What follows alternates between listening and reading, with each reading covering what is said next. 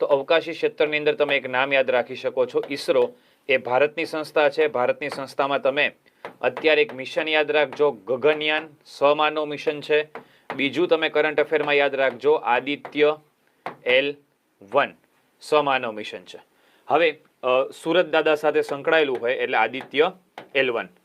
જો ગગનયાનની વાત કરીએ તો ગગનયાનમાં તમારે નામ યાદ રાખવાનું છે શુભાંશુ શુક્લા. કયું નામ યાદ રાખશો? શુભાંશુ શુક્લા.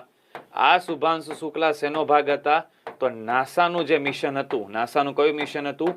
એક્ઝિયોમ 4 મિશન, એના પાર્ટ હતા. એક્ઝિયોમ 4 મિશન કોને લીડ કર્યું હતું? તો એક્ઝિયોમ 4 મિશન લીડ કર્યું હતું પેગી વિટ્સને લીડ કર્યું હતું. અને સર આ પેગી વિટ્સન કોણ છે?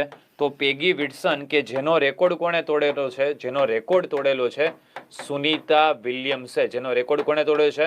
સુનીતા વિલિયમ્સ.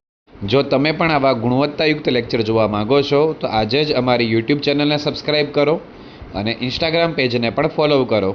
જય હિન્દ, જય ભારત.